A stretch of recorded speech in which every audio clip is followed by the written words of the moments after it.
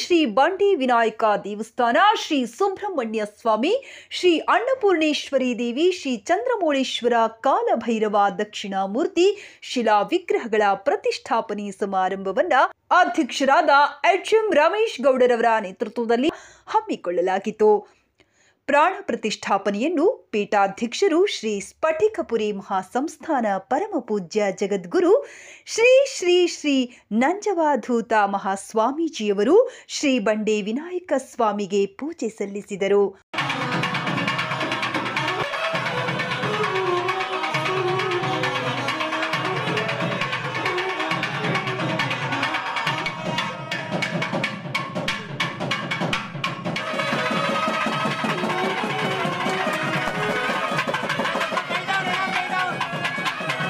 ಕಾರ್ಯಕ್ರಮದ ಅಧ್ಯಕ್ಷತೆ ಮಾಜಿ ಪ್ರಧಾನಮಂತ್ರಿಗಳು ಹಾಗೂ ರಾಷ್ಟ್ರೀಯ ಅಧ್ಯಕ್ಷರು ಜನತಾದಳ ಸನ್ಮಾನ್ಯ ಶ್ರೀ ಎಚ್.ಡಿ. ದೇವೇಗೌಡರವರು ವಹಿಸಿದ್ದರು ಹಾಗೂ ಶ್ರೀ ಬಂಡೆ ವಿನಾಯಕ ಸ್ವಾಮಿಗೆ ಪೂಜೆ ಸಲ್ಲಿಸಿದರು.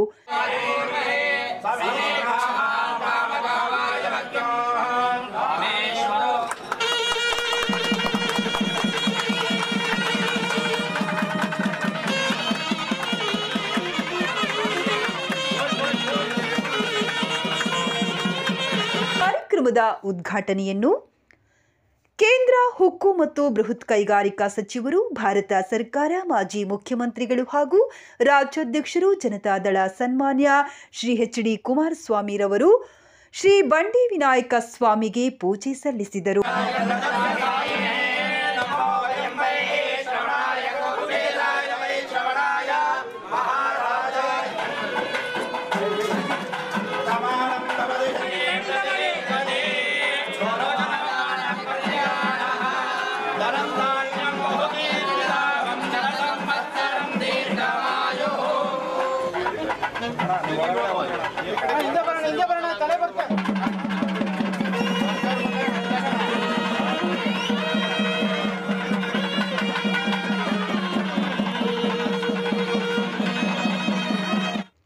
ಮುಖ್ಯ ಅತಿಥಿಗಳು ಶ್ರೀ ಬಸವರಾಜ್ ಎಸ್ ಹೊರಟ್ಟಿರವರು, ಸಭಾಪತಿಗಳು ಕರ್ನಾಟಕ ವಿಧಾನ ಪರಿಷತ್, ಶ್ರೀ ಆರ್ ಅಶೋಕ್ ರವರು, ಮಾಜಿ ಉಪಮುಖ್ಯಮಂತ್ರಿಗಳು ಹಾಗೂ ವಿರೋಧ ಪಕ್ಷದ ನಾಯಕರು, ಕರ್ನಾಟಕ ಸರ್ಕಾರ, ಡಾಕ್ಟರ್ ಸಿಎನ್ ಅಶ್ವಥ್ ನಾರಾಯಣ್ ರವರು, ಶಾಸಕರು ಹಾಗೂ ಮಾಜಿ ಉಪಮುಖ್ಯಮಂತ್ರಿಗಳು, ಶ್ರೀ ಭೈರತಿ ಬಸವರಾಜ್ ರವರು, ಶಾಸಕರು ಹಾಗೂ ಮಾಜಿ ಸಚಿವರು ಭಾಗವಹಿಸಿ ಶ್ರೀ ಬಂಡೆ ವಿನಾಯಕ ಸ್ವಾಮಿಗೆ ಪೂಜೆ ಸಲ್ಲಿಸಿದರು. ಇನ್ನು ಅನೇಕ ಗಣ್ಯ ವ್ಯಕ್ತಿಗಳು ಭಾಗವಹಿಸಿ ಕಾರ್ಯಕ್ರಮವನ್ನು ಯಶಸ್ವಿಗೊಳಿಸಿದರು. ಇನ್ನು ಕಾರ್ಯಕ್ರಮದಲ್ಲಿ ಅಧ್ಯಕ್ಷರಾದ ಎಚ್ಎಂ ರಮೇಶ್ ಗೌಡರವರು, ಮಾಜಿ ಪ್ರಧಾನಮಂತ್ರಿಗಳಾದ ಸನ್ಮಾನ್ಯ ಶ್ರೀ ಎಚ್.ಡಿ. ದೇವೇಗೌಡರವರ ಪಾದಗಳಿಗೆ ಎಲ್ಲ ಬಗೆಯ ಹೂವು ಸುರಿದು ಹೂವಿನ ಹಾರ ಹಾಕಿ ಸನ್ಮಾನಿಸಿದರು ಹಾಗೂ ಕೇಂದ್ರ ಸಚಿವರಾದ ಸನ್ಮಾನ್ಯ ಶ್ರೀ ಎಚ್.ಡಿ. ಕುಮಾರಸ್ವಾಮಿರವರಿಗೆ ಬೆಳ್ಳಿ ಗದೆ ನೀಡಿ ಹೂವಿನ ಹಾರ ಹಾಕಿ ಸನ್ಮಾನಿಸಿದರು. ಅಧ್ಯಕ್ಷರಾದ ಎಚ್ಎಂ ರಮೇಶ್ ಗೌಡರವರು ಹಾಗೂ ಧರ್ಮಪತ್ನಿರವರು ಪರಮ ಪೂಜ್ಯ ಜಗದ್ಗುರು ಶ್ರೀ ಶ್ರೀ ಶ್ರೀ ನಂಜವಾಧೂತ ಮಹಾಸ್ವಾಮೀಜಿರವರಿಗೆ ಪಾದ ಪೂಜೆ ಮಾಡಿ ಹೂವಿನ ಹಾರ ಹಾಕಿ ಸನ್ಮಾನಿಸಿದರು. ಆಗಮಿಸಿದ್ದ ಎಲ್ಲ ಗಣ್ಯರಿಗೆ ಸನ್ಮಾನಿಸಿದರು ಹಾಗೂ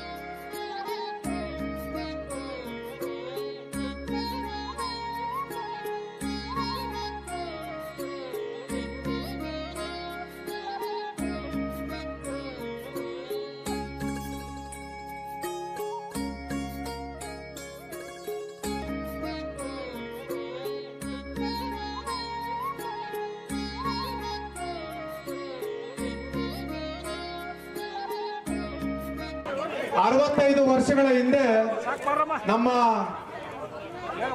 ತಾತ ಅವರು ಕಟ್ಟಿಸ್ತಕ್ಕಂಥ ಒಂದು ದೇವಸ್ಥಾನ, ಬರೀ ಒಂದು 9ಕ್ಕೆ 9 65 ವರ್ಷದಿಂದ ನಮ್ಮ ತಾತ ಅವರು ಕಟ್ಟಿರ್ತಕ್ಕಂಥ ಒಂದು ದೇವಸ್ಥಾನ. ಈ ದೇವಸ್ಥಾನದ ಒಂದು ವಿಶೇಷತೆ ಏನು ಅಂತಂದ್ರೆ, ಅದು ಎಲ್ಲಾ ಪಾರ್ಟಿಯವರು ಸಹನು ಈ ದೇವಸ್ಥಾನಕ್ಕೆ ಬಂದು ಪೂಜೆ ಸಲ್ಲಿಸಿ ಹೋಗಿ ನಾಮಿನೇಷನ್ ಮಾಡ್ತಕ್ಕಂಥದ್ದು ಅಥವಾ ಬೇರೆ ಯಾವುದೇ ಒಂದು ಒಳ್ಳೆ ಕೆಲಸಕ್ಕೆ ಹೋದಂತ ಸಂದರ್ಭದಲ್ಲಿ ಇಲ್ಲಿ ಪೂಜೆ ಸಲ್ಲಿಸಿ ಹೋಗ್ತಾ ಇದ್ರು.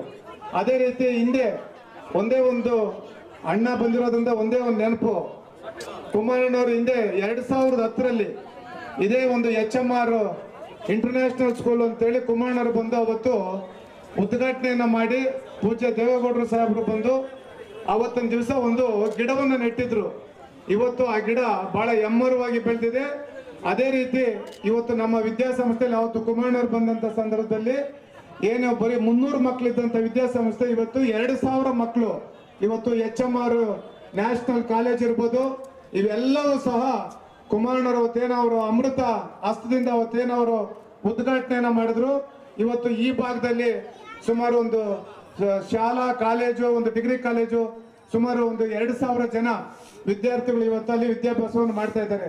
ಅದೇ ರೀತಿ ಇವತ್ತು ಈ ದೇವಸ್ಥಾನ 1 ವರ್ಷದ 4 ತಿಂಗಳು ಈ ದೇವಸ್ಥಾನ ಒಂದು ಪ್ರತಿಷ್ಠಾಪನೆ ಆಯಿತು.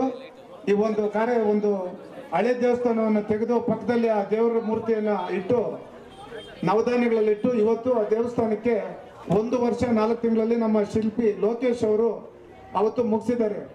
ಆ ದೇವಸ್ಥಾನ ಇನ್ನೊಂದು ವಿಶೇಷ ಏನಪ್ಪಾ ಅಂತಂದ್ರೆ, ಈ ದೇವಸ್ಥಾನವನ್ನ ನಾವು ಹೊಸದಾಗಿ ಕಟ್ಟಡ ಕಟ್ಟಬೇಕು ಅಂತ ಪ್ರಾರಂಭ ಮಾಡಿದ್ದು ಕುಮಾರಣ್ಣವರು ಪಂಚರತ್ನ ರಥಯಾತ್ರೆ ಅಂತ ಹೊರಟಂತ ಸಂದರ್ಭದಲ್ಲಿ ಶಿವಪಟ್ಟಣದಲ್ಲಿ ಅವತ್ತು ವಾಸ್ತವವನ್ನು ಹೂಡಿದ್ರು ಕುಮಾರಣ್ಣವರು. ಅಂತ ಒಂದು ಸುಸಂದರ್ಭದಲ್ಲಿ ಅವತ್ತು ಈ ಶಿಲ್ಪಿ ಚಿಕ್ಕ ಹುಡುಗ ಲೋಕೇಶ್ ಅಂತೇಳಿ ಬಹಳಷ್ಟು ದೇವಸ್ಥಾನಗಳು ಕಟ್ಟಿರ್ತಕ್ಕಂಥ ವ್ಯಕ್ತಿ ಅವತ್ತು ಕುಮಾರಣ್ಣವ್ರು ಅಲ್ಲಿದ್ರು. ಕುಮಾರಣ್ಣವ್ರು ಅವತ್ತು ಹೋಗಿ ಏನು ರಥಯಾತ್ರೆಯಲ್ಲಿ ಅವತ್ತು ವಾಸ್ತವ್ಯ ಹೂಡಿದ್ರು. ಆವತ್ತು ನಮ್ಮದೊಂದು ದೇವಸ್ಥಾನ ಮಾಡಬೇಕು ಅಂತ ಹೇಳಿದ್ವಿ. ಅದಾದ್ಮೇಲೆ ಬಂದು 1 ವರ್ಷ 4 ತಿಂಗಳಲ್ಲಿ ಈ ದೇವಸ್ಥಾನ ಸುಮಾರು 2400 ಅಡಿಯಲ್ಲಿ, ಸುಮಾರು ಇವತ್ತು 800 ಬೆಂಗಳೂರು ಬಾಗ್ಲೂರು ರಸ್ತೆ ಏನಿದೆ 120 ಅಡಿ ರಸ್ತೆ.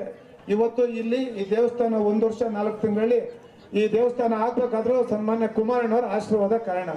ಅದೇ ರೀತಿ ಏನಿವತ್ತೊಂದು ದಿವಸ ನಮ್ಮ ಆರಾಧ್ಯ ದೈವ ಅಂತಾನೆ ನಾವು ಕರಿತಕ್ಕಂಥದ್ದು ಪೂಜ್ಯರು, ಪೂಜ್ಯ ದೇವೇಗೌಡರು ಸಾಹೇಬರು ಇವತ್ತು ಈ ದೇವಸ್ಥಾನ ಆ ಕಲ್ಲಲ್ಲೂ ಸಹ ನಮ್ಮ ಶ್ರೀಮತಿ ಚೆನ್ನಮ್ಮ ದೇವೇಗೌಡಜಿಯವರ ಆಶೀರ್ವಾದ ಅಂತೇಳಿ ಇವತ್ತು ಮೇಲೆ ಕಲ್ಲಲ್ಲಿ ಕೆತ್ತನೆ ಮಾಡಿರ್ತಕ್ಕಂಥದ್ದು.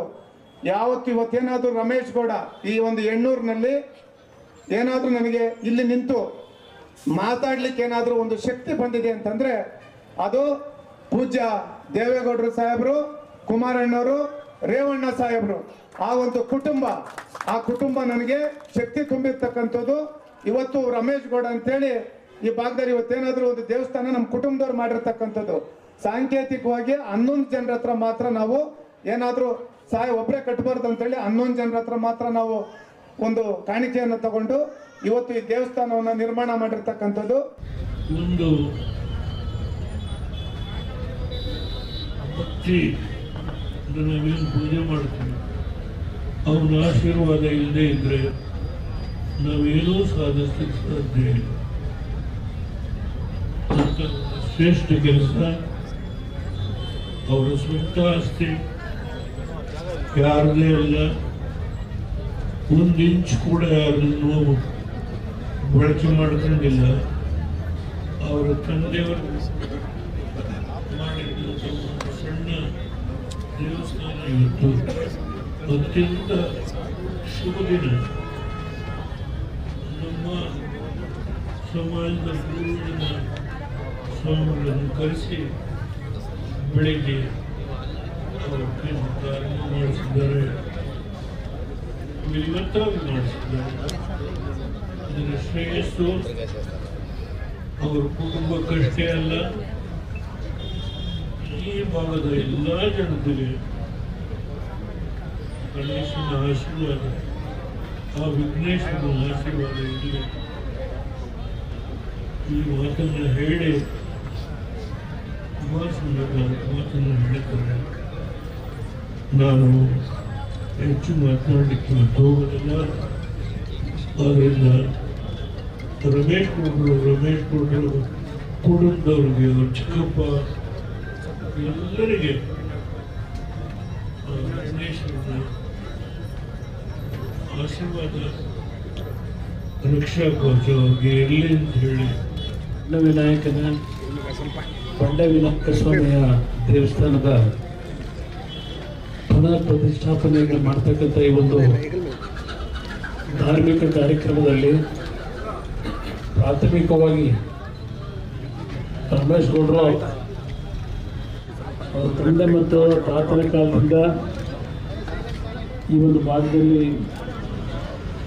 ಧಾರ್ಮಿಕ ಕಾರ್ಯಕ್ರಮಗಳಿರ್ಬೋದು ಮತ್ತು ಶೈಕ್ಷಣಿಕವಾಗಿ ಆ ಸಂದರ್ಭದಲ್ಲಿ ಈ ಭಾಗದಲ್ಲಿ ಮಾಡಿರ್ತಕ್ಕಂಥ ಸೇವೆಯನ್ನು ಸ್ಮರಿಸ್ಕೊತ ಅವರು ಪ್ರಾಸ್ತಾವಿಕ ಭಾಷಣದಲ್ಲಿ ಅವರು ತಂದೆಯವರು ಹಾಕತಕ್ಕಂಥ ಮಾರ್ಗದಲ್ಲೇ ಇವತ್ತು ಇಂಥ ಒಂದು ಸುಂದರವಾದಂಥ ಗಣೇಶನ ಒಂದು ಪ್ರತಿಷ್ಠಾಪನೆಯನ್ನು ಇವತ್ತಿನ ದಿನ ಈ ಭಾಗದಲ್ಲಿ ತಮ್ಮೆಲ್ಲರ ಸಮ್ಮುಖದಲ್ಲಿ ನೆರವೇರಿಸತಕ್ಕಂಥದ್ದು. ಬೆಳಗ್ಗೆ ಪರಮಪೂಜ್ಯ ಚುಂಚನಗಿರಿ ಕ್ಷೇತ್ರದ ಮಹಾಸ್ವಾಮೀಜಿಯವರು ಮತ್ತು ನಮ್ಮ ನಂಜಾವತಿ ಸ್ವಾಮಿಗಳು ಇವರೆಲ್ಲರ ಒಂದು ದಿವ್ಯ ಸಾನ್ನಿಧ್ಯದಲ್ಲಿ ಬೆಳಗ್ಗೆ ಈಗಾಗಲೇ ವಿಧಿವತ್ತಾಗಿ ಪುನಃ ಪ್ರತಿಷ್ಠಾಪನೆಯ ಕಾರ್ಯಕ್ರಮ ಈಗಾಗಲೇ ನಡೆದಿದೆ. ನಮ್ಮ ರಾಷ್ಟ್ರೀಯ ಅಧ್ಯಕ್ಷರು ಹೇಳಿದಂಥ ರೀತಿಯಲ್ಲಿ ನಾನು ಬೆಳಗ್ಗೆ 10 ಗಂಟೆಗೆ ಬರಬೇಕಾಗಿತ್ತು, 10 ಗಂಟೆಗೆ. ಆದರೆ ನಿನ್ನೆ ದಿನ ದೆಹಲಿಯಿಂದ ಬಂದು ಬೆಳಗ್ಗೆ 5 ಗಂಟೆಗೆ ಎದ್ದು ನಾನು ನಾಗಮಂಗಲಕ್ಕೆ ಹೋಗಬೇಕಾದಂಥ ಅನಿವಾರ್ಯ ಪರಿಸ್ಥಿತಿ. ಇವತ್ತು ಇಲ್ಲಿ ನಾವು ವಿನಾಯಕನ ಒಂದು ಪ್ರತಿಷ್ಠಾಪನೆಯನ್ನು ರಮೇಶ್ ಗೌಡ್ರವ್ರ ಕುಟುಂಬ ವರ್ಗದವರೆಲ್ಲ ಸೇರಿ ಪ್ರತಿಷ್ಠಾಪನೆ ಇಲ್ಲೇ ಮಾಡಿ